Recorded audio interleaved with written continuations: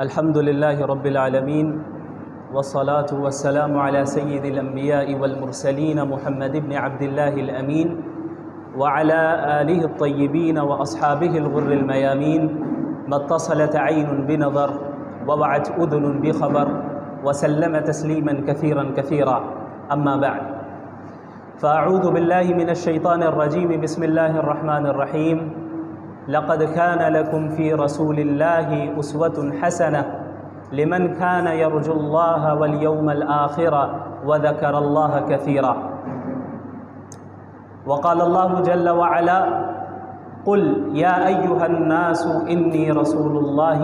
إليكم جميعا صدق اللہ العظیم۔ ربیع الاول کا مہینہ ایک ایسا مہینہ ہے جس میں اللہ کے رسول صلی اللہ علیہ وسلم کی ولادت بھی ہوئی اور آپ صلی اللہ علیہ وسلم نے اسی مہینے میں ہجرت بھی فرمائی اور آپ صلی اللہ علیہ وسلم کی وفات بھی اسی مہینے میں ہوئی۔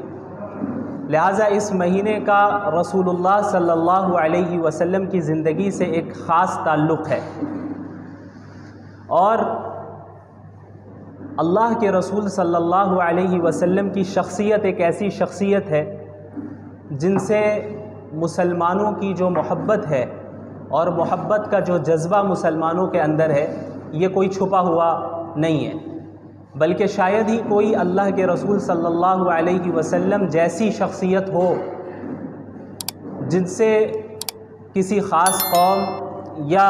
کسی خاص طبقے کا اتنا گہرا تعلق ہو اور اتنی گہری محبت ہو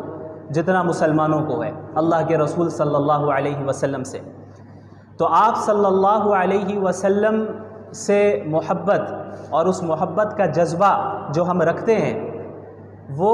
ربیع الاول کے ساتھ محدود نہیں ہے، یعنی ایسا نہیں ہے کہ ہم اللہ کے نبی صلی اللہ علیہ وسلم سے محبت صرف ربیع الاول میں کرتے ہیں، بلکہ ہم پوری زندگی ہر مہینے ہر لمحے اللہ کے رسول صلی اللہ علیہ وسلم سے ایک تعلق رکھتے ہیں اور ان سے محبت اور عقیدت رکھتے ہیں۔ ربیع الاول میں چونکہ اس مہینے کا آپ صلی اللہ علیہ وسلم کی زندگی سے ایک خاص تعلق ہے تو رسول اللہ صلی اللہ علیہ وسلم کی سیرت، ان کی زندگی کا تذکرہ زیادہ کیا جاتا ہے، بس یہ فرق ہے۔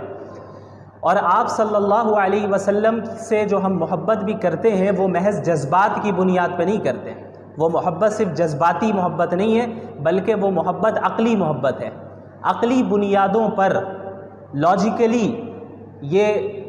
چیز ہے کہ ہم اللہ کے نبی صلی اللہ علیہ وسلم سے محبت کرتے ہیں، عقل کا تقاضا ہے کہ ہم اللہ کے نبی صلی اللہ علیہ وسلم سے محبت کریں۔ کیونکہ آپ اگر دنیا والوں کو دیکھیں کہ ایک شخص دوسرے سے محبت کیوں کرتا ہے، اس کی کیا وجوہات ہیں، کیا اسباب ہیں، تو بنیادی طور پر 3 ریزنز ہمیں نظر آئیں گی، 3 وجوہات ایسی ہیں جن کی بنیاد پر اس دنیا میں کسی دنیا کے دوسرے ہی شخص سے محبت کی جاتی ہے۔ وہ 3 ریزنز کیا ہیں، 3 وجوہات کیا ہیں؟ سب سے پہلی وجہ ہے کہ جس سے محبت کی جا رہی ہے اس سے ہم نے محبت اس کے احسان کی بنیاد پہ کیا، کہ کسی شخص نے کسی دوسرے پر احسان کیا ہوا ہے تو جس پر احسان کیا گیا اسے ایک عقیدت ہو گئی، ایک محبت اس شخص سے جس نے اس کے اوپر احسان کیا ہے۔ دوسری وجہ کیا ہوتی ہے کہ ہم کسی کے اخلاق سے اور اس کے کردار سے متاثر ہو کر اس سے محبت کرنے لگتے ہیں، اس کے کیریکٹر سے متاثر ہو کر ہم محبت کرنے لگتے ہیں، یہ دوسری وجہ ہوئی۔ اور تیسری وجہ کیا ہے کہ ہم سامنے والے کی خوبصورتی کو دیکھ کر اس سے محبت کرنے لگتے ہیں۔ یہ 3 بنیادی وجوہات ہیں کہ اس دنیا میں ان وجوہات میں سے کسی ایک وجہ سے یا زیادہ سے زیادہ 2 وجہ سے، بہت کم ایسے سچویشنز ہیں جہاں پر تینوں وجہ پائی جائے اور اس سے انسان محبت کرتا ہے۔ تو اب ہم ان تینوں چیزوں کو رسول اللہ صلی اللہ علیہ وسلم کی زندگی میں دیکھتے ہیں، اور جب ہم اللہ کے نبی صلی اللہ علیہ وسلم کی زندگی کا مطالعہ کرتے ہیں اور ان کی شخصیت کو دیکھتے ہیں اور جانتے ہیں تو ہمیں معلوم چلتا ہے کہ رسول اللہ صلی اللہ علیہ وسلم کی ذات میں یہ تینوں چیزیں بیک وقت موجود ہیں، ایٹ اے ٹائم یہ تینوں ریزنز موجود ہیں اور بدرجہ اتم موجود ہے۔ مثال کے طور پر سب سے پہلی جو ریزن ہم نے بتائی وہ ہے احسان۔ کوئی کسی پر احسان کرے تو ہمیں اس سے محبت ہوتی ہے۔ اب آپ مجھے یہ بتائیں کہ ہم تو کوئی انسان اگر چھوٹا موٹا احسان بھی کرے تو اس سے متاثر ہو کر اس سے محبت کرنے لگتے ہیں، لیکن اللہ کے رسول صلی اللہ علیہ وسلم سے زیادہ بڑا احسان پوری انسانیت پر کس نے کیا؟ کسی نے نہیں۔ پوری انسانیت تاریکی میں، گمراہی میں مبتلا تھی، جہنم کے دہانے پر کھڑی تھی، لیکن اللہ کے رسول صلی اللہ علیہ وسلم کی بعثت ہوتی ہے اور آپ صلی اللہ علیہ وسلم کے ذریعے سے اللہ تعالیٰ نے پوری انسانیت کو راہ دکھائی۔ اگر اللہ کے رسول صلی اللہ علیہ وسلم نہیں آتے تو کیا ہمیں زندگی گزارنے کا طریقہ معلوم ہوتا؟ نہیں معلوم ہوتا۔ اور خصوصاً آپ جب ان واقعات کا مطالعہ کریں جب اللہ رب العالمین نے محمد الرسول اللہ صلی اللہ علیہ وسلم کو بعض ایسے اختیارات دیے کہ اگر آپ کہیں تو آپ کے دشمنوں کو ابھی ہلاک کر دیا جائے، ختم کر دیا جائے۔ طائف کا واقعہ ہم سب جانتے ہیں کہ کس طریقے سے اللہ کے نبی صلی اللہ علیہ وسلم کو طائف میں لہو لہان کیا گیا، ان کے پیچھے اوباشوں کو لگایا گیا، ان پر پتھراؤ کیے گئے، اور آپ صلی اللہ علیہ وسلم کے جسم سے خون بہتا رہا، یہاں تک کہ اللہ رب العالمین نے فرشتے کو بھیجا۔ صحیح روایت ہے، صحیح حدیث ہے، جس سے معلوم چلتا ہے کہ اللہ نے یہ اختیار دیا محمد الرسول اللہ صلی اللہ علیہ وسلم کو کہ اگر آپ چاہیں تو طائف والوں کو ابھی ختم کر دیا جائے، ابھی ختم کر دیں۔ تو اللہ کے نبی صلی اللہ علیہ وسلم نے فرمایا کہ نہیں، مجھے امید ہے کہ ان کی نسل سے ایسے افراد آئیں گے جو اللہ ماننے والے ہوں، اللہ کو ماننے والے ہوں گے۔ مسلمانوں کا کیا حال ہے؟ مسلمانوں کے متعلق اللہ کے نبی صلی اللہ علیہ وسلم نے پوری امت کے لیے، یعنی قیامت تک جتنے مسلمان آنے والے ہیں، صرف صحابہ نہیں، صحابہ کے لیے بھی، میرے لیے بھی اور آپ کے لیے بھی اپنے راتوں میں دعائیں کیا کرتے تھے۔ حضرت عائشہ رضی اللہ عنہا کا واقعہ معروف ہے کہ ایک مرتبہ اللہ کے نبی صلی اللہ علیہ وسلم نے ان کے لیے دعا فرمائی کہ یا اللہ حضرت عائشہ کے اگلے پچھلے تمام گناہوں کو معاف فرما دے۔ تو اس دعا سے اتنی زیادہ حضرت عائشہ خوش ہوئی کہ ہنستے ہنستے سر بھی جھکا دیا انہوں نے کہ اللہ کے نبی دعا فرما رہے ہیں میرے لیے، اور وہ بھی ایسی دعا کہ اگلے پچھلے تمام گناہوں کو معاف فرما دیں، کتنی بڑی بات ہے۔ تو اللہ کے نبی صلی اللہ علیہ وسلم نے فرمایا کہ عائشہ تمہیں اس دعا سے خوشی ہوئی؟ ظاہر ہے خوشی ہوئی۔ تو اللہ کے نبی صلی اللہ علیہ وسلم نے فرمایا کہ خدا کی قسم یہ وہ دعا ہے جو میں اپنی پوری امت کے لیے ہر وقت مانگتا ہوں، یعنی میرے لیے اور آپ کے لیے بھی اللہ کے نبی صلی اللہ علیہ وسلم یہ دعا مانگا کرتے تھے۔ یہ دعا آپ صلی اللہ علیہ وسلم اللہ رب العالمین سے مانگا کرتے تھے۔ ہم لوگوں پر کتنے احسانات اللہ رب العالمین نے اللہ کے نبی صلی اللہ علیہ وسلم کے ذریعے کروائے۔ اب آپ ایک جو اللہ کے نبی صلی اللہ علیہ وسلم نے کیا فرمایا، ایک صحیح روایت میں ہے کہ ہر نبی کو ایک دعا دی گئی، ایسی دعا جسے اللہ کبھی ریجیکٹ نہیں کرے گا۔ یعنی انبیاء کی دعا تو ایسی قابل قبول ہوتی ہے، لیکن اللہ رب العالمین اس بات کا پابند نہیں ہے کہ وہ نبی کی ہر دعا کو قبول کر لے۔ اللہ کرے گا، اپنے فضل سے کرے گا، اللہ تو کسی کا پابند نہیں ہے، لیکن اللہ رب العالمین نے ہر نبی کو ایک ایسی دعا دی ہے جس کے متعلق اللہ نے خود فرمایا کہ یہ ایک ایسی دعا ہوگی جسے میں ریجیکٹ نہیں کروں گا۔ تو انبیاء نے، پچھلے انبیاء نے ان دعاؤں کا استعمال کیا۔ حضرت نوح علیہ السلام نے بھی اور دیگر انبیاء نے بھی۔ حضرت نوح علیہ السلام 950 سال تک انہوں نے اپنی قوم میں دعوت کا کام کیا، لوگوں کو اسلام کی طرف بلایا، لیکن ماننے والے بہت تھوڑے رہے۔ ہر طرح سے کوشش کی، لیکن نہ ماننے والے جو تھے انہوں نے ہر طرح سے انہیں تکلیف پہنچائی۔ آخر کار اللہ حضرت نوح نے دعا کی کہ اللہ اب انہیں ہلاک کر دیں، اب انہیں ختم کر دیں، اور پھر اللہ رب العالمین نے انہیں ہلاک کیا، کیونکہ ایک ایسی دعا انبیاء کو ملی جو کبھی ریجیکٹ نہیں ہوتی۔ اللہ کے نبی محمد الرسول اللہ صلی اللہ علیہ وسلم نے کیا فرمایا کہ اس دعا کو میں نے ابھی تک اس دنیا میں استعمال نہیں کیا ہے، اس آپشن کو میں نے ابھی تک استعمال نہیں کیا، حدیث کا مفہوم ہے، اس کو میں نے قیامت کے دن کے لیے رکھا ہے کہ میں اس دن اپنی امت کے لیے سفارش کروں گا۔ یا اللہ آپ نے مجھے ایک دعا دی ہے، ایک ایسا موقع دیا ہے کہ جس کو آپ کبھی ریجیکٹ نہیں کریں گے۔ یہ اس کو حالانکہ دنیا اللہ کے نبی صلی اللہ علیہ وسلم سے زیادہ کسی نبی کو تکلیف نہیں پہنچائی گئی، جتنے انبیاء آئے سب سے زیادہ تکلیف اگر کسی کو پہنچائی گئی ہے تو وہ محمد الرسول اللہ صلی اللہ علیہ وسلم، سب سے زیادہ تکلیف ہر اعتبار سے۔ تو اللہ کے نبی صلی اللہ علیہ وسلم چاہتے تو دنیا ہی میں اس کا استعمال کر لیتے۔ یہ دعا بھی مانگی جا سکتی تھی کہ یا اللہ معاملہ آسان فرما دے اور کوئی میری مخالفت نہ کرے، معاملہ آسان فرما دے، مجھے تکلیف نہ دی جائے، میرے گھر والوں کو شہید کیا جا رہا ہے، تکلیف پہنچائی جا رہی ہے، صحابہ کو شہید کیا جا رہا ہے، یہ نہ ہو، یہ بھی مانگی جا سکتی تھی یہ دعا. لیکن اللہ کے نبی صلی اللہ علیہ وسلم نے اس آپشن کو محفوظ رکھا، بچا کے رکھا کہ قیامت کے دن پوری امت کے لیے سفارش کروں گا کہ آپ نے جو یا اللہ آپشن دیا تھا، اختیار دیا تھا، وہ میں آج اختیار کرتا ہوں، اور میری امت کو جو ہے اپنے فضل سے اس کی مغفرت فرما دے. تو یہ اس سے بڑا احسان پوری انسانیت پر کیا ہو سکتا ہے؟ اس سے بڑا احسان کوئی ہو سکتا ہے؟ آپ صلی اللہ علیہ وسلم نے فرمایا کہ میری اور تمہاری مثال اس شخص کی طرح ہے جو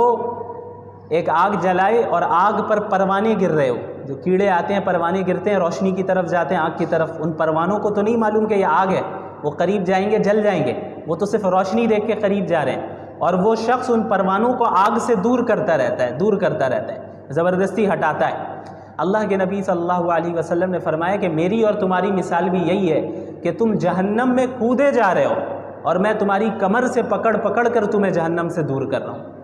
کہ تمہیں تو وہ روشنی نظر آ رہی ہے، تمہیں وہ جو دنیا کی چمک دمک ہے، جو زیب و زینت ہے، وہ تمہیں اٹریکٹ کر رہی ہے، تم اس کے قریب جا رہے ہو، لیکن اس کا نقصان کیا ہونے والا ہے تم ابھی نہیں جان رہے. وہ اسی شخص کی طرح، اسی پروانے کی طرح ہے جو روشنی دیکھ کر آگ پر کی طرف جاتا ہے، لیکن جب آگ میں گر جائے تب پتہ چلتا ہے کہ یہ تو آگ ہے، جل کر ختم ہو گئے. ایک بچہ اگر کہیں چھت میں ہو اور وہ کنارے کی طرف جائے تو ماں باپ فوراً اسے روکتے ہیں اسے. اس بچے کو اتنا، ابھی اگر 2-3 سال کا بچہ ہو تو اس کو اتنا کانشیس تو نہیں ہوتا ہے اس کے پاس کہ وہ ہر چیز کو سمجھ سکے. وہ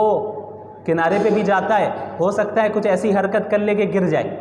لیکن ماں باپ کیا ہوتے ہیں، زبردستی کھینچ کر اسے کونے سے لائیں گے بیچ میں، اور اس کھینچنے میں ہو سکتا ہے وہ بچہ گرے بھی، اسے خراش بھی آ جائے، لیکن اس چھوٹی تکلیف کو برداشت کر لیا جاتا ہے. کس سے بچنے کے لیے؟ بڑی تکلیف سے بچنے کے لیے، جو اگر نیچے گر جاتا وہ بچہ تب تو موت ہو جاتی. اسی طرح اللہ کے رسول صلی اللہ علیہ وسلم پوری انسانیت کو جہنم کے دہانے پہ جو انسانیت کھڑی ہے اور بس گرنے ہی والی ہے، اس کو انسانوں کو کمر سے پکڑ کر دور کر رہے ہیں، انہیں بچا رہے ہیں کہ بھئی کہاں جا رہے ہو، کیا کر رہے ہو، کس چیز سے اٹریکٹ ہو رہے ہو، تم اپنا نقصان کیوں کر رہے ہو. یہ بڑا نقصان ہے. اسی لیے اب اسلامی احکامات بعض ایسے ہوتے ہیں جو ہو سکتا ہے ہمیں اپنی خواہش کو دبانا ہو اور اسلامی حکم کو فالو کرنا پڑے، کچھ تکلیف ہو ظاہری طور پہ، تو یہ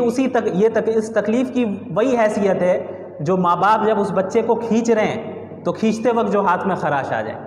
تو اب آپ بتائیں، ہاتھ میں خراش آ گئی، تکلیف لگی، تو کیا ماں باپ ظالم ہو گئے؟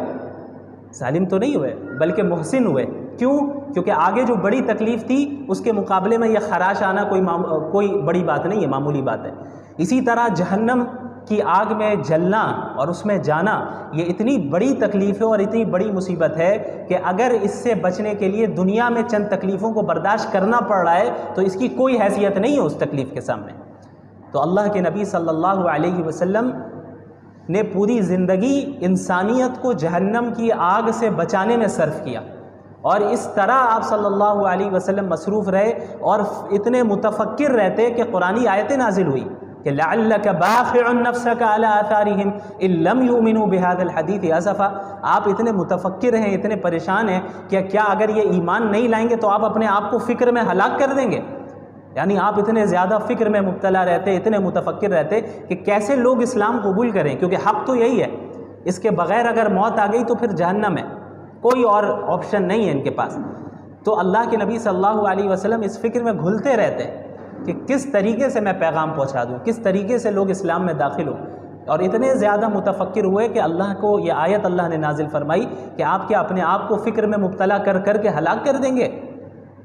آپ نے تبلیغ کر دی، آپ نے بات پہنچا دی، بس آپ متفکر نہ ہو، ایمان لانا نہیں لانا ان کا کام ہے، ان کو ان کے اعمال اور عقائد کی بنیاد پہ ان کے ساتھ فیصلہ کیا جائے گا. تو ایک ایسے نبی جنہوں نے پوری انسانیت کی اپنے سے زیادہ اور اپنے گھر والوں سے زیادہ فکر کی، کیا اس سے بڑا احسان کوئی ہو سکتا ہے؟ تو اگر دنیا میں ہم کسی سے احسان کی بنیاد پر محبت کرتے ہیں تو رسول اللہ صلی اللہ علیہ وسلم کی ذات اس بات کی زیادہ مستحق ہے کہ ہم احسان کی بنیاد پہ ان سے محبت کریں. یہ ایک پہلی وجہ ہے. دوسری وجہ، کسی کے اخلاق سے متاثر ہو کر کسی کے کیریکٹر سے متاثر ہو کر ہم اس سے محبت کرتے ہیں۔ اب آئیے اس چیز کو بھی اللہ کے نبی صلی اللہ علیہ وسلم کی زندگی میں دیکھ لیں۔ آپ صلی اللہ علیہ وسلم کے متعلق صحابہ نے کیا فرمایا کہ آپ صلی اللہ علیہ وسلم لوگوں میں سب سے بہترین اخلاق والے تھے، ان سے زیادہ بہتر اخلاق والا کوئی نہیں تھا۔ حضرت انس رضی اللہ عنہ تقریباً 9-10 سال تک جو ہے انہوں نے آپ صلی اللہ علیہ وسلم کی خدمت میں وہ رہے، آپ کی خدمت کی۔ وہ فرماتے ہیں کہ اس پوری مدت میں کبھی ایسا نہیں ہوا کہ آپ صلی اللہ علیہ وسلم نے مجھ سے اف تک کہا ہو۔ ہمارے یہاں کوئی کام کر رہا ہو، کوئی ہمارے گھر کا خادم ہو، تو ہمارا کیا سلوک رہتا ہے؟ اگر اس سے غلطی سے کوئی چیز گھر میں ٹوٹ جائے تو ہم تو قیامت کھڑی کر دیتے ہیں، سیلری کاٹ دیتے ہیں اور یہ کر لیتے ہیں وہ کر لیتے ہیں، مختلف طریقے اختیار کرتے ہیں۔ آپ صلی اللہ علیہ وسلم کے متعلق حضرت انس فرما رہے ہیں کہ کسی چیز میں ڈانٹنا تو دور کی بات، اف تک نہیں کہا، اور یہ بھی نہیں کہا کہ فلاں کام میں نے کرنے کو کہا تھا تم نے کیوں نہیں کیا، یا فلاں کام تم نے کیوں کر دیا، میں نے تو اس سے منع کیا تھا، یہ بھی نہیں کہا۔ اس طرح آپ صلی اللہ علیہ وسلم کے اخلاق تھے۔ یہی اخلاق گھر والوں کے ساتھ بھی، ایسا نہیں کہ صرف باہر۔ عموماً ہمارے ساتھ کیا ہوتا ہے کہ ہم باہر کے لوگوں کے ساتھ اچھے سے سلوک کرتے ہیں، گھر میں جو ہے ہمارے معاملات اچھے نہیں رہتے۔ اللہ کے نبی صلی اللہ علیہ وسلم نے کیا فرمایا؟ خیرکم خیرکم لأہلہ وأنا خیرکم لأہلی۔ تم میں سب سے بہترین شخص وہ ہے جو اپنے گھر والوں کے ساتھ اچھا سلوک کرے، اپنی گھر والی کے ساتھ اچھا سلوک کرے، اور تم میں سب سے زیادہ اپنی گھر والی کے ساتھ اچھا سلوک کرنے والا میں ہوں۔ یعنی میری اتباع کرو اس چیز میں بھی کہ اپنے گھر والوں کے ساتھ بھی حسن سلوک، ان کے ساتھ بھی بد اخلاقی کے ساتھ پیش نہیں آنا۔ حضرت عائشہ رضی اللہ عنہا سے مروی ہے غالباً کہ صحیح روایت ہے کہ اللہ کے رسول صلی اللہ علیہ وسلم کے متعلق فرمایا گیا کہ ما ضرب رسول اللہ صلی اللہ علیہ وسلم خادما له ولا امرأة ولا ضرب بيده شيئا، کہ آپ صلی اللہ علیہ وسلم نے پوری زندگی میں نہ کسی اپنے خادم پر ہاتھ اٹھایا، نہ کسی عورت پر ہاتھ اٹھایا، اور انسانوں کو مارنا تو ہاتھ اٹھانا تو دور کی بات، کسی چیز کو بھی ہاتھ سے نہیں مارا۔ اب ہمارے یہاں کیا ہوتا ہے، ہمیں غصہ آ جائے تو ہم کیا کرتے ہیں کہ چیزوں کو اٹھا پٹک کرنا شروع کر دیتے ہیں۔ اللہ کے رسول صلی اللہ علیہ وسلم کے متعلق فرمایا جا رہا ہے کہ کسی عورت کو مارنا، کسی انسان کو مارنا یہ تو ہوا ہی نہیں، اور یہ تو دور کی بات، آپ نے کسی چیز کو بھی ہاتھ سے بھی دھکا نہیں دیا کہ دھکا دے کر یا کسی چیز کو مارا ہو، ہاتھ سے ایسا نہیں کیا۔ یہ آپ صلی اللہ علیہ وسلم کے اخلاق تھے، اور آپ صلی اللہ علیہ وسلم کا جو کردار اور مختلف جو انسان کے کردار کے اندر جو خصوصیات ہوتی ہیں، شجاعت ہے اور دوسری چیزیں ہیں، سخاوت ہے، یہ ساری چیزیں آپ صلی اللہ علیہ وسلم کے تھیں۔ آپ صلی اللہ علیہ وسلم سے زیادہ سخی بھی کوئی نہیں تھا، جو ہوتا اس کو بھی صدقہ کرتے، اور آپ صلی اللہ علیہ وسلم سے زیادہ بہادر بھی کوئی نہیں تھا۔ حضرت علی رضی اللہ عنہ فرماتے ہیں کہ دوران جنگ بھی جب کبھی صورتحال ایسی ہو جاتی کہ بہت شدید جنگ شروع ہو گئی ہے، زبردست، دونوں طرف سے ایک دم زبردست جنگ شروع ہو گئی اور حالات بہت سنگین ہو گئے، تو حضرت علی فرماتے ہیں رضی اللہ عنہ کہ ہم اللہ کے نبی صلی اللہ علیہ وسلم کی آڑ میں رہا کرتے، یعنی آپ سب سے آگے رہتے، صحابہ آپ صلی اللہ علیہ وسلم کے پیچھے رہتے اور بچاؤ کرتے۔ تو یہ آپ صلی اللہ علیہ وسلم کی بہادری بھی ہے، جو لیڈرشپ کی جو خصوصیات ہے، لیڈر ہونے کی، اور کیریکٹر کی جو دیگر خصوصیات ہے۔ ایک انسان کا ہم جو کہتے ہیں کہ کیریکٹر یہ بہت ہی درست ہے، بہت اچھا ہے، اس کے اخلاق بہت اچھے ہیں، وہ ساری چیزیں بیک وقت بدرجہ کمال آپ صلی اللہ علیہ وسلم کے اندر موجود تھی۔ تو اگر ہم کسی سے اس دنیا میں اچھے کیریکٹر اور اچھے اخلاق کی بنیاد پر محبت کرتے ہیں تو عقل کا یہ تقاضا ہے کہ اللہ کے نبی صلی اللہ علیہ وسلم کی ذات اس بات کی زیادہ مستحق ہے کہ اچھے اخلاق اور اچھے کیریکٹر کی بنیاد پر ان سے محبت کی جائے۔ تیسری چیز کیا ہے؟ خوبصورتی۔ کسی کی خوبصورتی کو دیکھ کر ہم متاثر ہو گئے، کسی کی